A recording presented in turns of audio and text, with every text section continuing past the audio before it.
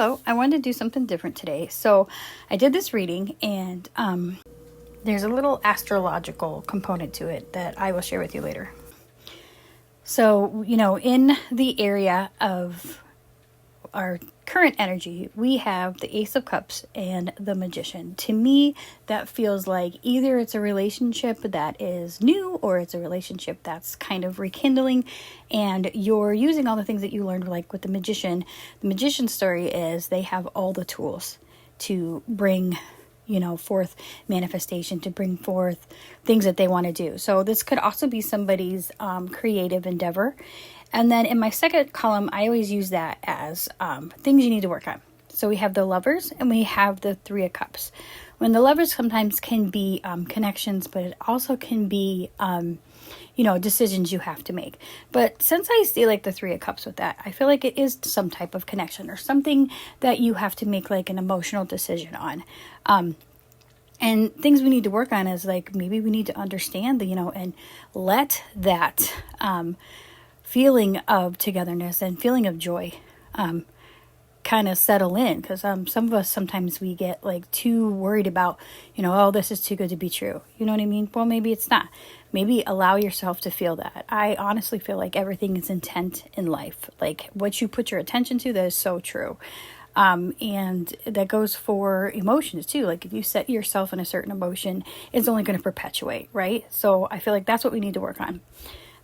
In our area of energy around us, what we have to work with to kind of work with that.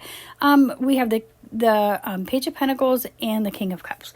Page of Pentacles to me is like endless possibilities. I feel like that's like the beginning of, whether it's a project or it is a relationship or it's something that you are starting out. You're either learning in or you are you have the ability to master something.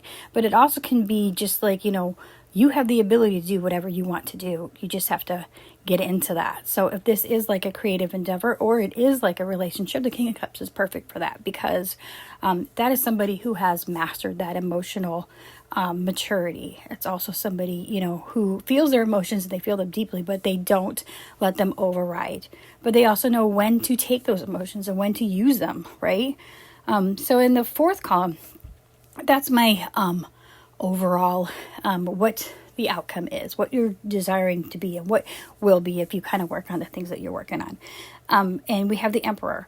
So the Emperor is stability. The Emperor is standing your ground, being powerful in your stance, but also in an ethical, good way, because as an Aries, I got to say that, right? And so what I thought was kind of interesting is we have the Emperor, which is the number 4 card, and you also have a 4 of Wands. So anybody out there who knows me, they know that like 444 and 444 are my thing. So maybe you're seeing those numbers. I don't know. But for me, I feel like with the Emperor and the 4 of Wands is you are stable and you are able to, enjoy those moments in your life. So there's stability, but there's also enjoying the things and feeling the joy and celebrating. And the 4 of Wands also can be the 1111 number. So maybe that's something for you. And with the Lovers, maybe it is something like that. Maybe it is a connection. So I don't like to put too much into that because I feel like a lot of times you get these readings and it's like, well, I met my person. I know my person. So it's how you feel and what the intention you put into it. So I also pulled a Moonology card, and that card was New Moon Eclipse, Expect Powerful Change. So there's a couple meanings for that card. One of them is they give you like an attune to the moon. So it's kind of like a affirmation, and it says, never mind the past, life evolves every single day. And I think that's an excellent card for this reading. And then the additional meanings are like, it's a yes. So if you're something you're thinking about, then it's a yes. And you're being shunted towards your life purpose. And there's also whatever's happening now is happening for your highest good. And this is an important turning point in your life. And you're probably wondering, where's the astrology in this? Because I had mentioned that in the title.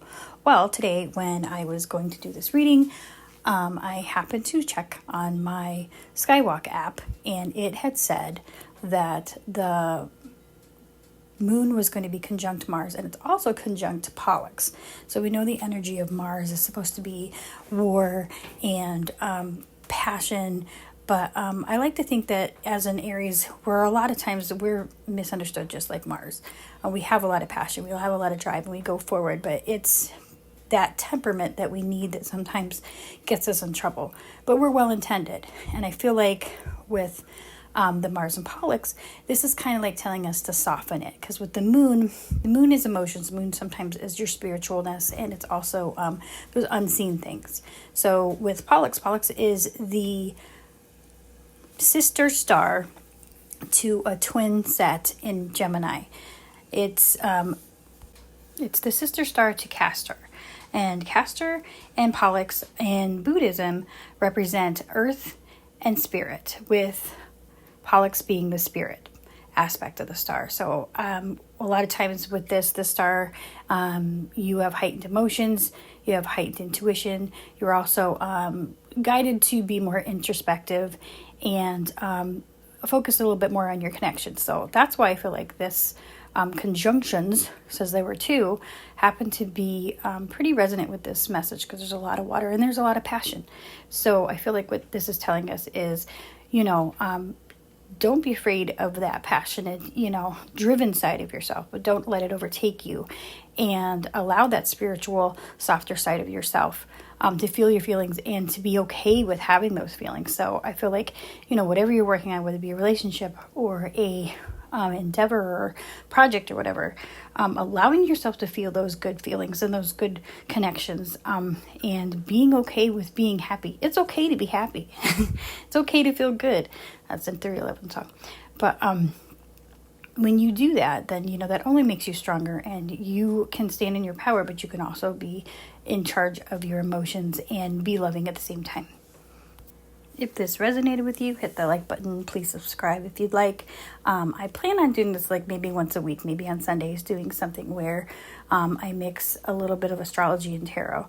Now, tarot in the astrology, as far as the cards, sometimes goes a little bit different. I might do a couple things with that too.